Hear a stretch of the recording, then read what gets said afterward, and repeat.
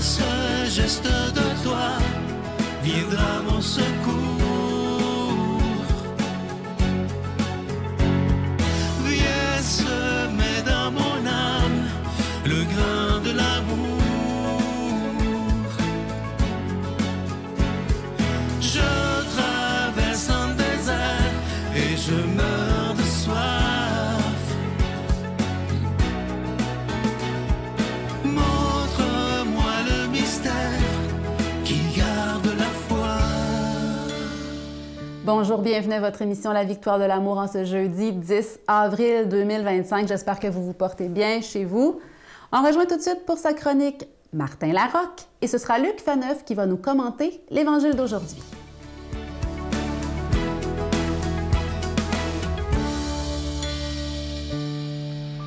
Bon matin les victorieux, les victorieuses et tous ceux qui doutent encore. Bon petit déjeuner.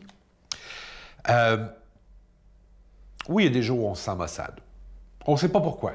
On ne sait pas pourquoi. On se sent comme... tu sais, comme si on n'avait pas fait assez dans la vie ou comme si on n'était pas assez dans la vie ou bon. Je sais qu'on est très responsable de nos humeurs nous-mêmes. Je suis très conscient de ça. Mais on vit aussi en société. Et on vit dans une société basée sur la consommation. On s'est bâti comme ça. Puis cette belle société a un piège magnifique. Elle nous donne l'opportunité de ne jamais être satisfait. C'est peut-être pour ça que ça explique chez certains le petit côté maussade. On tombe souvent dans le piège parce que elle est faite comme ça. Puis je suis sûr que vous allez comprendre si je dis on veut tout avoir, on veut tout faire, on veut tout être, on veut plus de musique dans le téléphone, on veut une voiture de meilleure qualité, puis plus grande, puis on veut plus de vêtements parce que c'est pas cher, puis qu'on peut en avoir là, puis que l'offre est là, puis on veut plus de crayons et de stylos. Ça c'est mon obsession. Le nombre de crayons, puis de cahiers, puis de stylos que j'ai, c'est ridicule. Puis on dirait que j'en ai jamais assez. Je rentre dans une librairie, puis je vais fou, tu sais. Puis à tout vouloir, tout avoir, on n'apprécie plus ce qu'on a. On le voit plus, parce qu'on est on est tombé dedans. On ne sait plus après ça quoi réellement désirer, aimer, avoir, posséder. C'est comme si on lâchait un enfant de 5 ans dans un Toys R Us, puis on dit « Vas-y, va, achète », tu sais, puis il va se rouler en boule dans un coin à un moment donné, puis il ne saura plus quoi faire. Fait que c'est là qu'on tombe dans la spirale du désir, parce qu'on travaille fort pour payer tout ça, toutes ces bébelles-là, mais ces bébelles-là, ils brisent à un moment donné. Fait que s'ils brisent, il faut les réparer. Fait que pour les réparer, il faut payer quelqu'un ou acheter une affaire. Fait que là, il faut travailler encore plus pour réparer cette affaire-là. Puis là, on est fru. Fait que là, on va se féliciter. Puis là, on va se dire « Oh, je vais acheter autre chose parce que je le mérite bien. » Puis là, paf! On tombe dans cette espèce de spirale incessante de désir. Puis ça, c'est pour les bébelles, ça. Ça, c'est juste pour les bébelles. Mais on nous fait sentir aussi qu'il faut faire plus. Le sentez-vous? Il faut apprendre plus. Il faut savoir plus qui on est. Il faut voyager plus.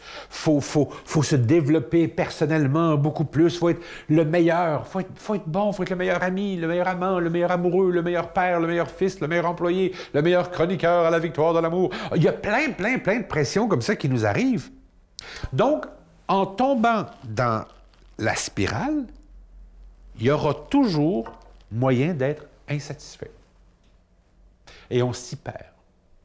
Alors là-dessus, petite réflexion, juste pour pas trop tomber dans la spirale.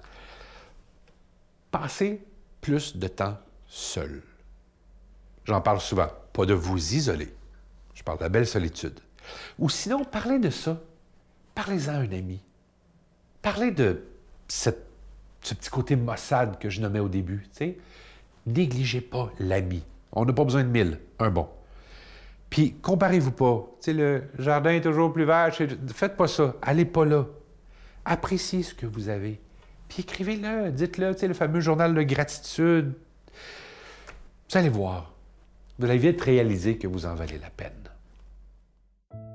Notre Père qui es aux cieux, Que ton nom soit sanctifié, que ton règne vienne, que ta volonté soit faite sur la terre comme au ciel. Donne-nous aujourd'hui notre pain de ce jour. Pardonne-nous nos offenses, comme nous pardonnons aussi à ceux qui nous ont offensés. Et ne nous laisse pas entrer en tentation, mais délivre-nous du mal, car c'est à toi qu'appartiennent le règne, la puissance et la gloire pour les siècles des siècles. Amen. La Victoire de l'amour vous invite à célébrer 30 ans d'amour au Centre Vidéotron de Québec, le 24 mai 2025, de 13h à 17h. Avec Mélissa Bédard, Patrick Normand, Nathalie Laure, Guylaine Tanguay et la présence exceptionnelle de Michel Thor. Témoignages et conférences avec Sœur Angèle, Dominique Bertrand, David Bernard, Christine Michaud, Martin Larocque, Claire Jacques, Victor et l'équipe de la Victoire de l'amour. Billets en vente maintenant sur lavictoiredelamour.org. Je suis tellement content de vous parler de ce magnifique cadeau pour le mois d'avril. Il s'agit du symbole de la victoire de l'amour que vous voyez présentement à l'écran. C'est un très, très beau pendentif qui est en acier inoxydable. Ça vient avec la chaîne. Donc, vu que c'est en acier inoxydable, ça ne ternira pas. Ce bijou, il est déjà béni. Vous le recevrez avec un don de 25 $ et si vous en voulez deux, avec un don de 40 $. Je veux prendre le temps de vous remercier de tout cœur de ce que vous faites pour la victoire de l'amour depuis plus de 30 ans déjà. Et dernièrement, je réfléchissais et je me disais, ce rêve qui paraissait impossible il y a 30 ans, grâce à chacun et à chacune d'entre vous, il est devenu possible et il continue de fleurir après tant d'années. Je veux prendre le temps de vous dire merci de tout mon cœur. Vous savez que qu'on doit payer pour être à la télévision, pour la production, pour la diffusion, mais moi, je vous fais totalement confiance. Je vous rappelle également qu'il y a cette carte de Marie qui est toujours disponible. Elle est aussi en acier inoxydable. Alors, je vous remercie de tout mon cœur de ce que vous ferez pour la victoire de l'amour. Merci de vos dons, merci de votre prière et merci de donner des mains à la Providence. Voici comment vous le procurer. Par la poste à la Victoire de l'amour, casier postal 120, succursale Boucherville à Boucherville, le J4B 5E6, ou par téléphone, par carte de crédit, du lundi au jeudi, de 8h à 17h, au 514-523-4433, ou à notre numéro sans frais, le 1-888-811-9291. Également sur notre site Internet, le www.lavictoiredelamour.org. Avec votre don, vous recevrez aussi un reçu pour fin d'impôt. Merci de donner des mains à la Providence. Merci d'investir dans votre foi.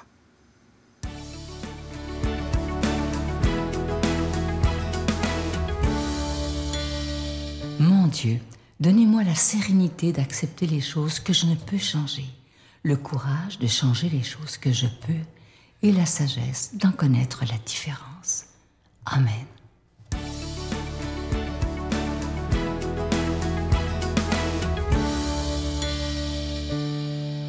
C'est le printemps, en tout cas, c'est bientôt, et le soleil monte dans nos vies, et le soleil, c'est Jésus. C'est ce qu'on fait chaque jour, peu importe la température, peu importe le printemps, la saison. Jésus est là, le soleil de nos vies. Jésus est infiniment plus que le soleil. Jésus est Dieu. Qui parmi vous aimerait assurer que, après la mort physique, la vie éternelle l'attend? J'écoute, je vous regarde. Tout le monde lève la main. Oui, c'est une promesse absolument extraordinaire qu'aujourd'hui Jésus va prononcer, et Jean, dans son chapitre 8 de l'Évangile, va la rappeler. Donc, c'est cette promesse la plus extraordinaire, la plus attendue de toute l'histoire de l'humanité. La promesse que, au-delà de la mort, il y a une vie. Et contrairement à la vie mortelle, la vie des humains terrestres, cette vie-là, cette vie-là va être éternelle. Est-ce que c'est trop beau pour être vrai? En tout cas, il y a beaucoup de Juifs de l'époque qui ont pensé que c'était le cas. Qui peut faire une telle promesse sans se couvrir de ridicule et par la même occasion, blasphémer, manquer extraordinairement de respect à l'égard de Dieu? Donc, qui autre que Dieu peut faire cette promesse? Donc, la question c'est, Jésus qui l'a faite, cette promesse, était-il Dieu ou pas? On pose la question. Je commence par cette prière. Seigneur Jésus, donne-nous de demeurer fidèles à ta parole afin que, selon ta promesse, demeurant fidèles à ta parole, nous ayons la vie éternelle. Seigneur Jésus, tu nous as révélé le vrai Dieu, le Père éternel, car toi seul le connais vraiment en ta qualité de Fils éternel de Dieu. Seigneur Jésus, donne-nous de croire en toi et de faire croire en ta parole qui est et donne la vie éternelle. Amen. Alors, la première phrase. Jésus disait aux Juifs, « Amen, amen, je vous le dis, si quelqu'un reste fidèle à ma parole, il ne verra jamais la mort. » Aïe, aïe. C'est une prétention absolument folle, absolue. Évidemment, les contemporains de Jésus l'ont vu redonner la vie. Redonner la vie, la santé d'abord, mais aussi redonner la vie. Parce que dans les évangiles, il y en a peut-être eu plus que ça, mais les évangiles relatent 3, excusez-moi, je vais appeler ça comme ça, 3 réanimations de cadavres. On dit 3 résurrections. La résurrection de la fille de Jaïr et tout le reste. Mais au fond, c'était des cadavres, puis Jésus les réanimait. Le plus étonnant étant celui de Lazare, une semaine avant la mort de Jésus. Lazare qui, excusez-moi, je vais le dire, pourrissait dans son tombeau depuis 4 jours et s'appuyait et tout le reste, OK? Donc Jésus, oui, a guéri, a redonné la vie, même à des cadavres. Mais là, je veux dire, c'est déjà un niveau de croyance de faire cela, de réanimer des gens qui, ultimement, vont remourir. Parce que sur Terre, on finit toujours par mourir, même si on a rencontré Jésus sur notre route. Vous savez, Lazare est mort une 2e fois, puis Lazare est mort en ce moment. Mais non, Jésus, là, il ne parle pas de cette promesse-là de réanimation éternelle de cadavres. Non, non, non, non, une vie éternelle. Puis là, on sait que dans le dogme chrétien, on dit que dans un temps, notre âme, on va être réunis dans notre corps. Donc au ciel, on aura notre corps. C'est un corps transformé et le reste. Donc c'est une promesse absolument folle.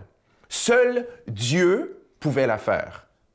Sinon, on se couvre de ridicule et on blasphème. Et les Juifs répondent comme ça. « Nous voyons bien maintenant que tu es un possédé. Abraham est mort, les prophètes aussi. Et toi, tu dis... Si vous restez fidèle à ma parole, vous ne connaîtrez jamais la mort. Es-tu donc plus grand que notre père Abraham, qui lui est mort? Qui prétends donc tu être? » Ah, on essaie d'opposer Jésus à la sainte tradition. Oh, tu te prétends plus haute que nos plus grands patriarches et prophètes et tout le reste. Donc, la fameuse question, qui donc prétends-tu être? Et Jésus va lui répondre, va leur répondre. Vous la voulez, la question? Eh bien voilà, la réponse, pardon. Si je me glorifie par moi-même, ma gloire n'est rien. Hein. Les hommes, on est bons là-dedans, on se glorifie, on s'invente des galas et tout le reste. Jésus dit, non, non, non, non. C'est ma glorification, je la tiens de Dieu. C'est le Père qui me glorifie. Hein? Le Père que vous ne connaissez pas. Donc voilà, Jésus va affirmer le lien de sa divinité. Et Jésus va leur dire en même temps, voilà, si vous connaissiez vraiment Dieu, vous croiriez en moi. Que ma parole vient de Dieu, et que ma parole de vie éternelle, je vais la réaliser. Demandons à Dieu de nous bénir, lui qui est Père, Fils, Saint-Esprit. Bonne journée. Je vous salue Marie, pleine de grâce. Le Seigneur est avec vous. Vous êtes bénie entre toutes les femmes, et Jésus, le fruit de vos entrailles, est béni. Sainte Marie, Mère de Dieu, priez pour nous pécheurs, maintenant et à l'heure de notre mort. Amen.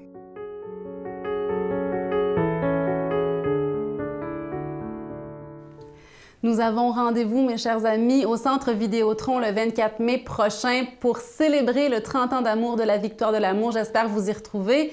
Avez-vous déjà acheté vos billets? Si ce n'est pas déjà fait, rendez-vous sur le site de la Victoire de l'amour au www.lavictoiredelamour.org ou appelez directement au Centre Vidéotron du lundi au vendredi de 10h à 15h au 1-877-658-9866. Je répète, 1-877-658-9866. J'ai très hâte de vous y retrouver. Bonne journée. C'est comme si j'allais vers lui pour avoir des bonbons. Ah oui. Donc, Dieu, donne-moi une belle copine. Ouais. Dieu, donne-moi... Père Noël. Oui, c'est ça. Puis des fois, on traite Dieu comme un Père Noël. Puis à la fin de la journée, mais Dieu veut avoir une relation avec nous. Tu es l'enfant de Dieu, tu es un peuple choisi. Tout est possible, tout est possible. Tu es l'enfant de Dieu, tu es un peuple choisi. Tout est possible, tout est possible.